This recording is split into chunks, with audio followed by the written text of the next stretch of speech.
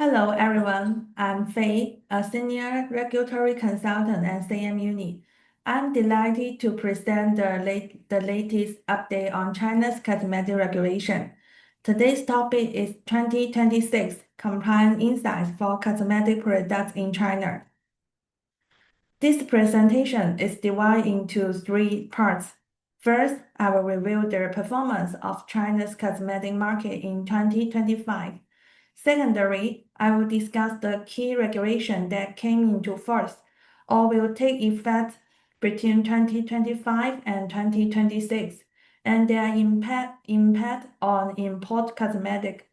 Finally, I will offer practical strategic recommendation for international cosmetic brands looking to enter the Chinese market.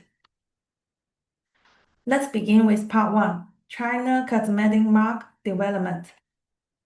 In 2025, China's total cosmetic import and export trade reached $24 billion, marking a 2.2% year-on-year increase and reversing the 3.7% decline seen in 2024.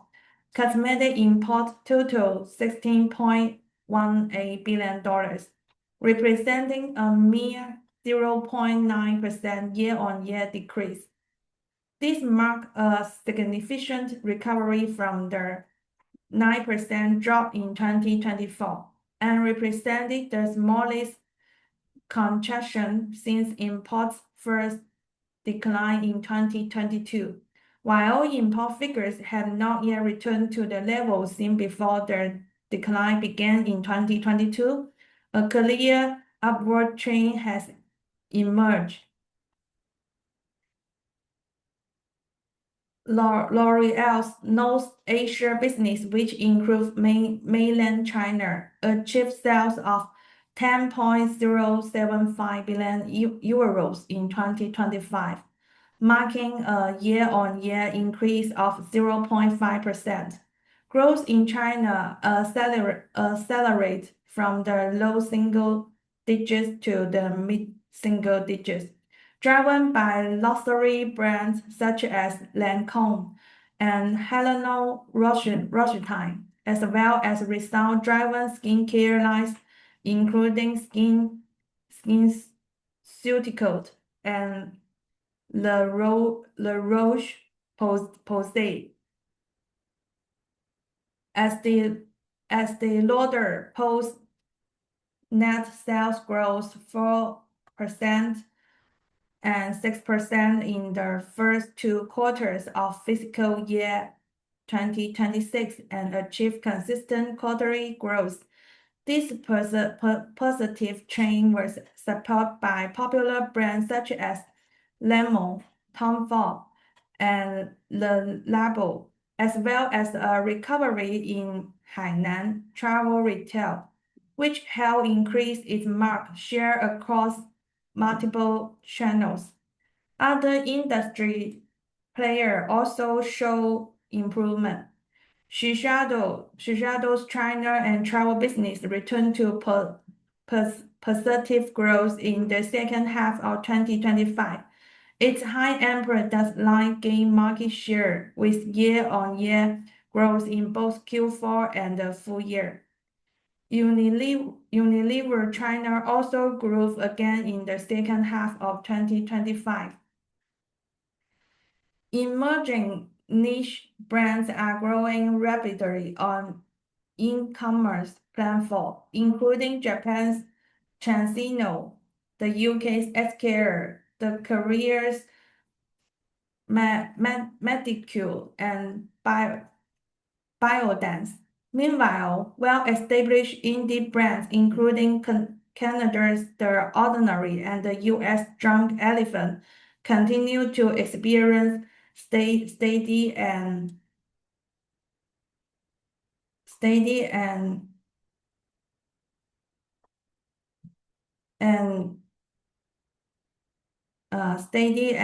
sustained growth. In 2025, the top 5 source countries for China's cosmetic import remain France, Japan, South Korea, the United States, and the United Kingdom. These countries have held this position for 3 years, collectively account for 79.3% of the total import value.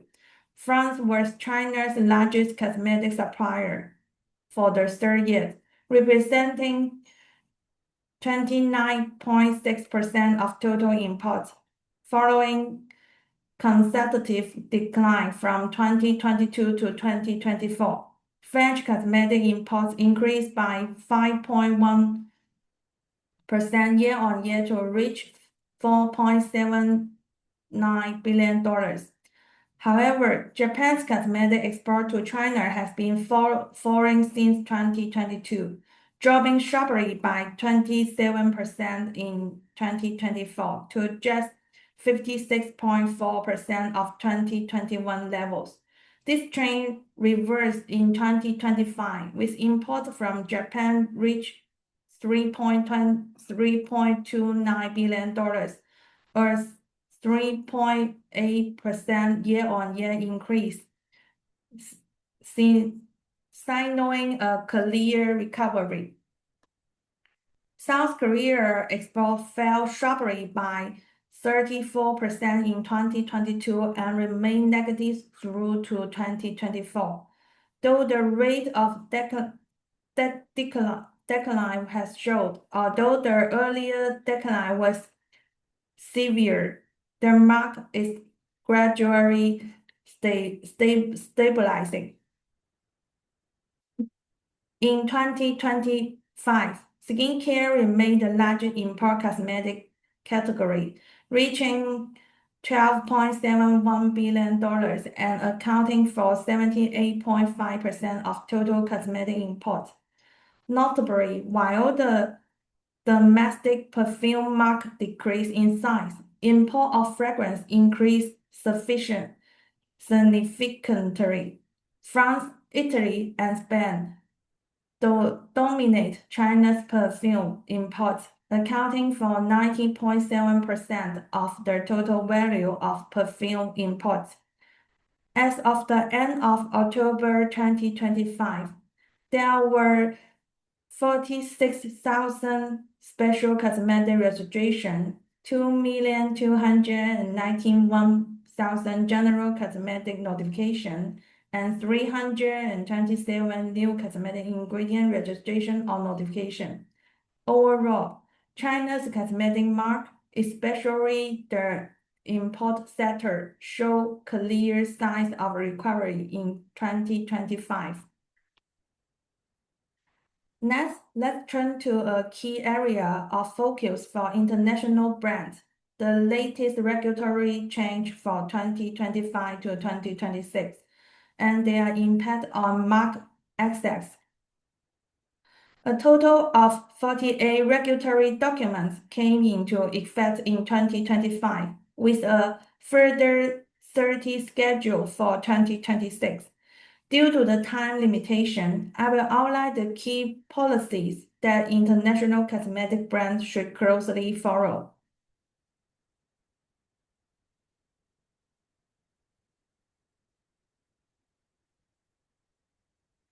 1. New cosmetic ingredient. An important update means that special cosmetic containing new cosmetic ingredient can be registered at the same time as the ingredient themselves. Previously, brands had to register new ingredient before applying to register product. This change is expected to reduce their overall approved timeline by at least 6 months. 2. Anti-hair loss product guidance. Last year, the NIFDC issued 2 technical guidance for anti-hair loss products, introducing the concept for anti-hair loss adjuvant. An anti-hair loss agent is an ingredient that provides anti-hair loss efficacy directly. Products containing this ingredient must prove their efficacy through human efficacy tests in line with STSC. The ingredient itself must also be supported by human or non-human tests that can reliably be applied to humans. An anti-hair loss adjuvant supports the product's anti-hair loss effect, but it's not claimed to act directly on its own. Brands do not need to prove the adjuvant's own efficacy. Instead, they must show the finished product delivers anti-hair loss effects that are significantly better than a control formula without the adjuvant as measured by STSC human tests. Important reminder, brands must not claim anti-hair loss adjuvant has anti-hair loss efficacy themselves. 3. Revised STSC. In January 2026, the NMPA released a notice including 18 items in the STSC. The limits for microbiomes in eye, lip, and children's cosmetic, as well as the limit for dioxin in all cosmetic, have been tightened. These rules will take effect on 1st January 2027. 7 ingredients have been added to the prohibited list with effective date of 1st January 2027 or 1st January 2028.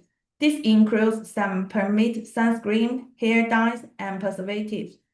Products containing these ingredients that had already been exported to China may continue to be sold until their shelf life ends. We strongly recommend that brands reformulate their products earlier and complete the registration or notification process for the revised products before 2027 in order to avoid any effect on sales. Change to ingredient limits. For example, previously, salicylic acid was limited to 2% in leave-on and raise-off skin products. Under the revision, 2% for leave-on and raise-on product, except for body lotion, eyeshadows, mascaras, eyeliners, lipsticks, and deodorants. 0.5% for body lotions, eyeshadows, mascaras, eyeliners, lipsticks, and deodorants. Salicylic acid is also banned in products for children under 3 and in product with an inhalation risk. Existing products may continue to be sold until they expire, but early reformulation and update registration or notification are highly recommended. A total of 9 adjustments are required, all of which will take effect on 1st January 2028. 4. E-label pilot regulation. China's e-label regulation is currently being piloted in certain regions and has not yet been implemented nationwide. Pilot regions Beijing, Shanghai, Zhejiang, Guangdong, and Chongqing. Hainan duty-free cosmetic may also reference these requirements. Pilot period 1st February 2026 for 3 years. Before they are allowed to be used e-labels, brands must be selected and public announced by local NMPA authority. The main difference from traditional labels is that e-labels use a QR code that consumer can scan to view the full Chinese labeling information. However, key information must still be displayed physically on the product in Chinese, including the product name, the name of the registration or notification person, and the expiry date or best before information. ZMUni has developed a fully compliant e-label system that can upload product labeling data and generate official QR codes. As the Chinese responsible party, we have also been approved as a pilot enterprise for a e-label implementation. 5. NMPA Reform Opinion, 24 Key Measures. The NMPA has released opinions on deepening cosmetic regulation reform, covering 24 measures. The 8 most relevant points for international brands are listed below. 1. Support for new efficacy cosmetic. Regulators now encourage application for these products, although there have been no successful registration to date. The authority is becoming more open in response to evolving consumer demand. Technical requirements remain high, so brands must prepare thoroughly in terms of R&D, compliance, and market strategy. China currently recognizes 26 cosmetic effects, 5 special effects, and 21 general effects. A new efficacy refers to effects that are not listed among the 26 official functions, or that are intended for new body areas or consumer groups. Here are some angles you can use as a reference. Efficacy and safety must be fully proven, not just making concepts. 2. China forced launches. This policy proposed exception international brands from submitting a free sale certificate for product launch in China first.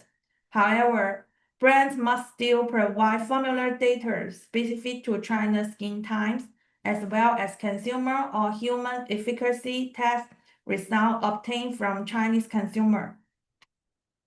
3. Senior focused cosmetic. With China's aging population and growing senior purchasing power, regulators encourage product design for elderly consumers, especially anti-wrinkle, firming, and anti-aging skincare that aligns with local aesthetic preferences. 4. China's pilot regulation for personalized services. At the same time, consumer demand for cosmetics is becoming more personalized. Brands can combine rapidly advancing AI technology with China's polite regulations for personalized services to offer customized cosmetic solutions. 5. Simplify registration and notification. Similar formulation under the same brand, differing only in colorant or fragrance, may share safety data upon registration or notification. Although the opinion does not further specify what is meant by safety data, we expect this will typically include the 3 reports: stability testing, packaging compatibility testing, and preservative challenge testing. For more details, please follow our website. We will share updates as soon as any official documents are released. 6. Faster review for special cosmetic change. Review for post-registration change are being delegated to local NMPA office. Guangdong has become the first province to accept change applications from local brands. Review period will be shorter based on the risk level. High risk change will to 16 working days. Low risk change needs 5 working days. Official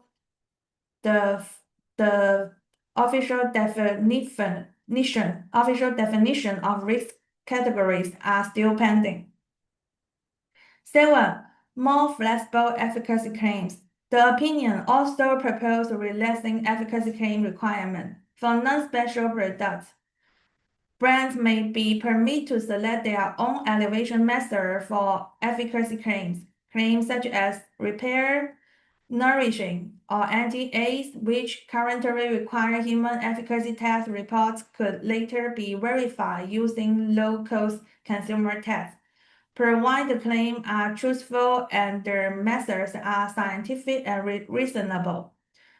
Specific implementation details are still pending release. 8. Expanded animal testing exceptions.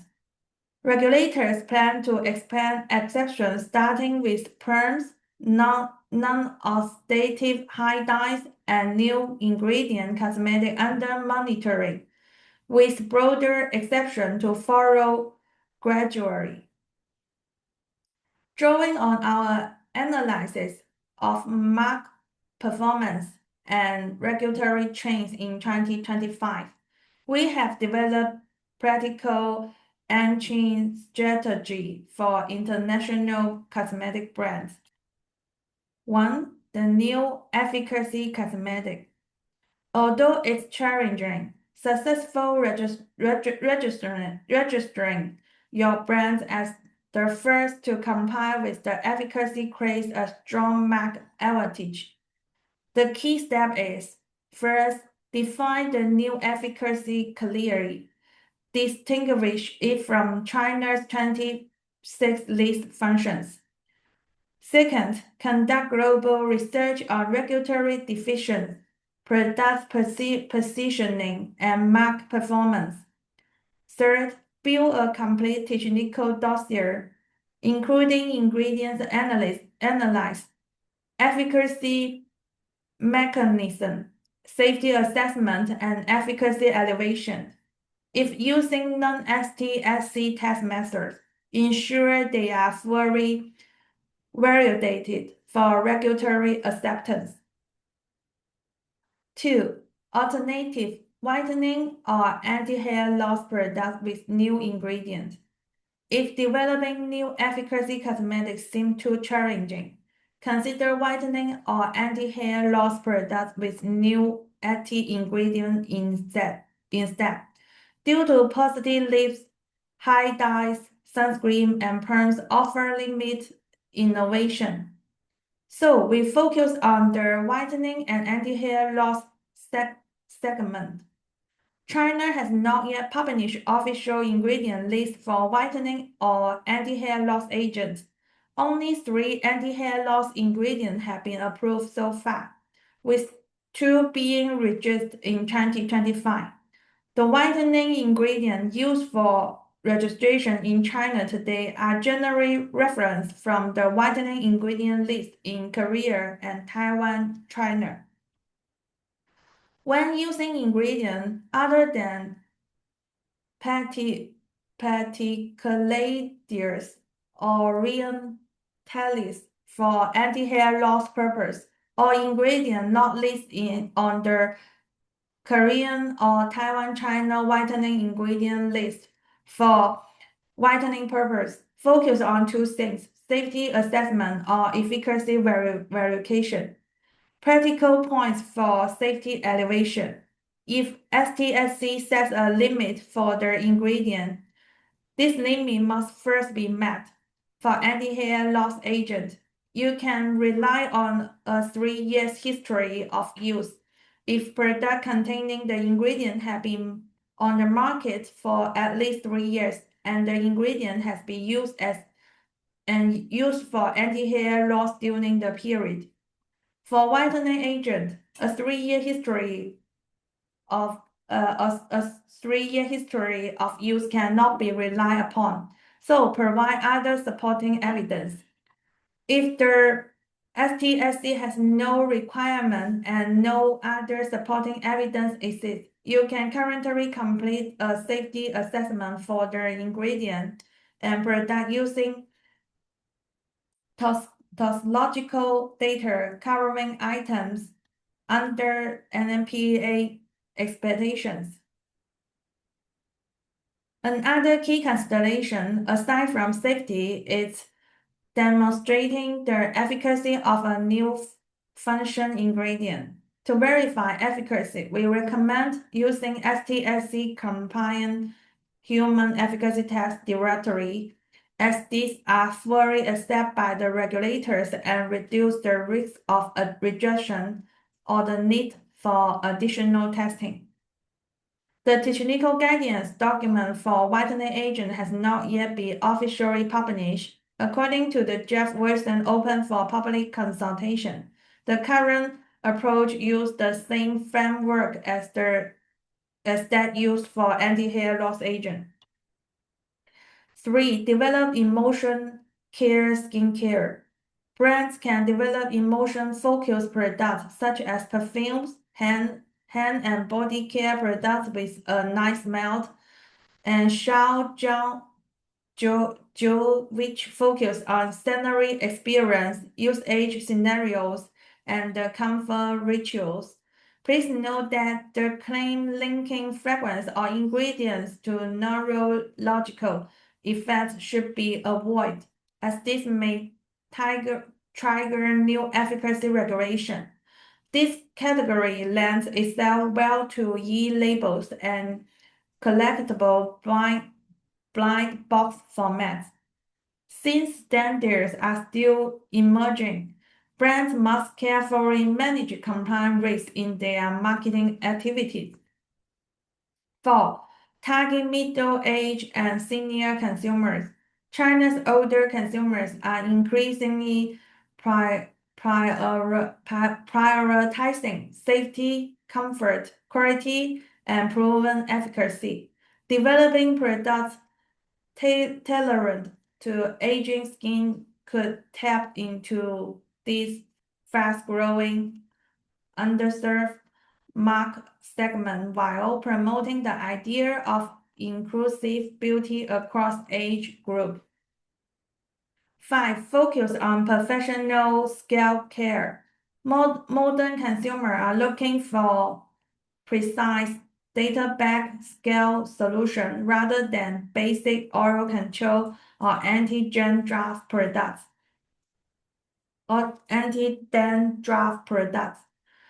Brands should combine clinical efficacy with emotional value by offering pleasant fragrance, enjoyable application rituals, and high-quality packaging.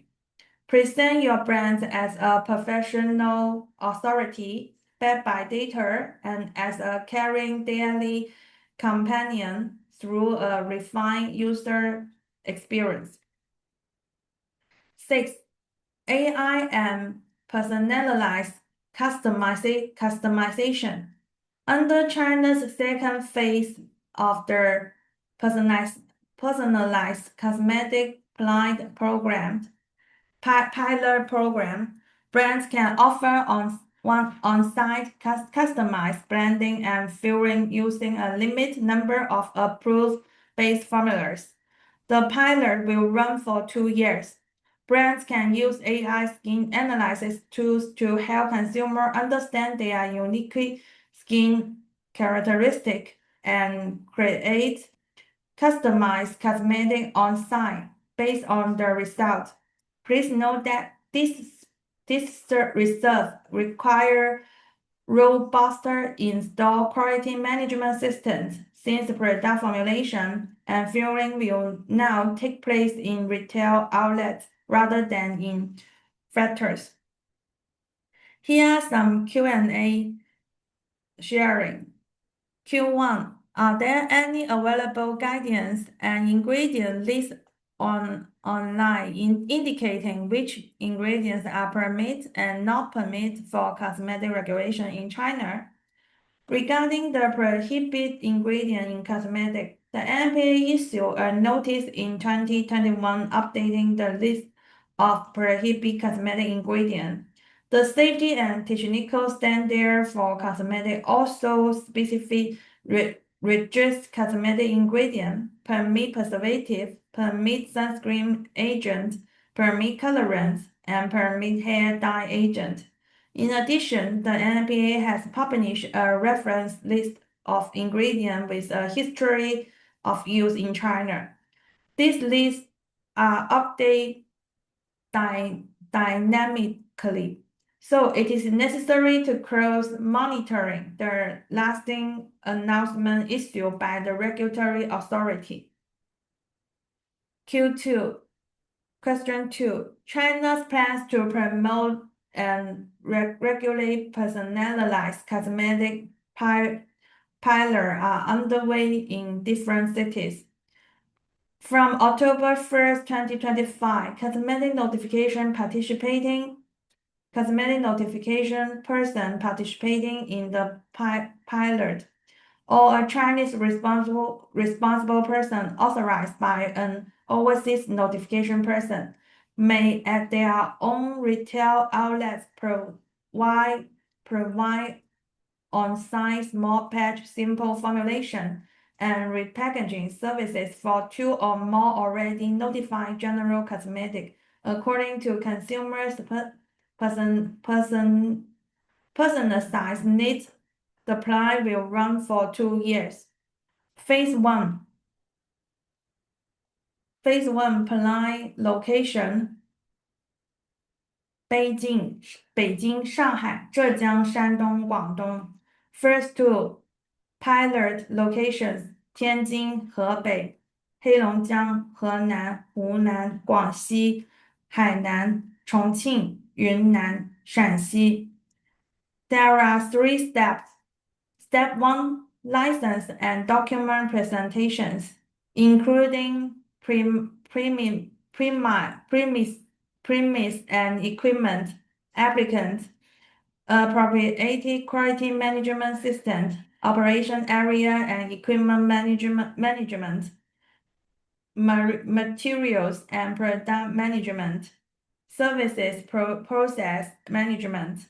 Step 2, on-site personalized services license. Apply to local market supervision administration with documents proving you meet the requirements. If approved, you will receive a cosmetic production license noting on-site personalized services. Step 3, product filing. For on-site personalized services cosmetic, the filing must include test reports for the trial samples used in the on-site services, covering microbiological and physical chemical tests.